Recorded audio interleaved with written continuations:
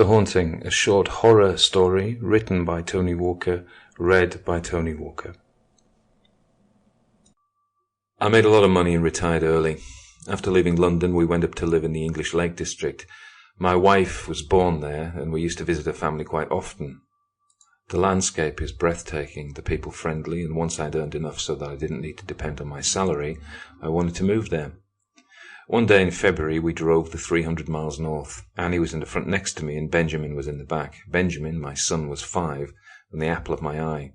Also in the car with us was Spot the dog and the mournful Captain Flint the parrot, in his cage with a cover over it. We were trying to kid him that it was night, but from the squawks that came from under the covers, he wasn't kidded. The rest of our possessions followed us with the professional house movers. Our maid, Manuelita, was just behind us in another car, speeding up the motorway.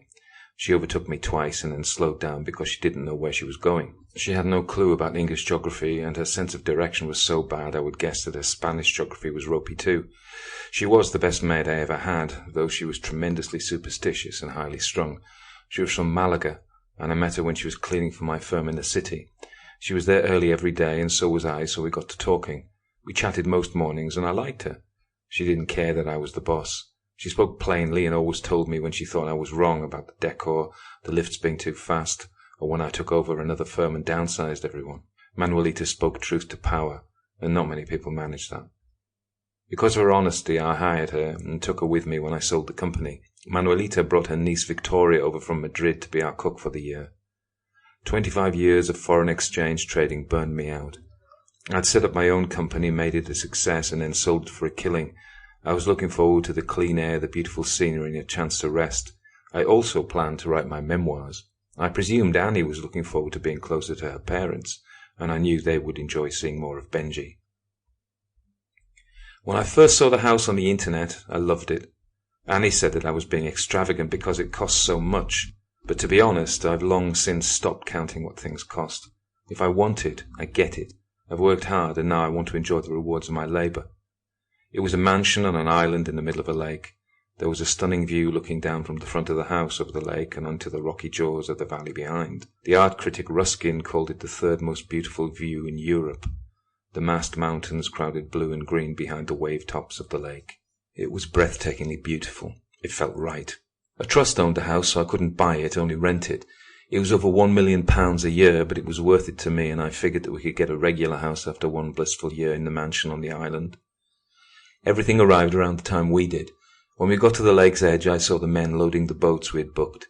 I tried to supervise the men. It's been my job to tell people what to do for so long, but I realized they didn't need my supervision, and I was just getting in the way. I went to get a beer and watched the mountains while they moved us in.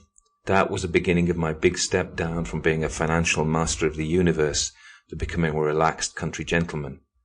Annie watched the guys unload our life and shifted in boxes into the boats. She stood by while they shouted and cursed at each other until they finally got it right.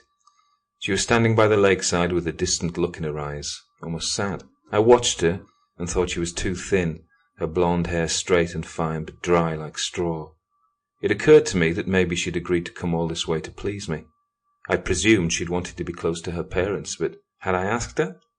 Maybe she was suited to the London life. Maybe she was putting my needs first.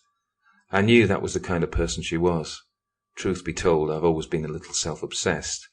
Whatever project fills my mind, I drive it on to completion. Now my project was this house and my new life. Our new life. I looked round.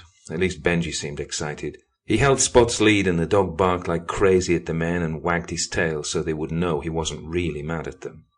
The parrot was still in the car, covered over, knowing very well it wasn't night, but powerless to do anything about our cruel trick on him. He was a moody bird, always feeling sorry for himself. If parrots have personalities, his was that of the guy who stands in the bar complaining about everything. Gently, I took Annie's arm. "I hope you'll be happy here, my darling." She looked up at me and smiled, her eyes as blue as Speedwell on a summer's day. "If you're happy, I'm happy," she said, and I knew she meant it. There was no direct power line to the island. Our electricity came from a generator housed in a hut behind the house. I arranged with the local firm that they would come as required and maintain the generator, as well as do any repairs and odd jobs. As soon as we got off the boat, the dogs started behaving stupidly. Men went in and out of the house carrying furniture and potted plants and boxes of books, but old Spot wouldn't go in the house. He just stood at the door growling. Sample complete. Ready to continue?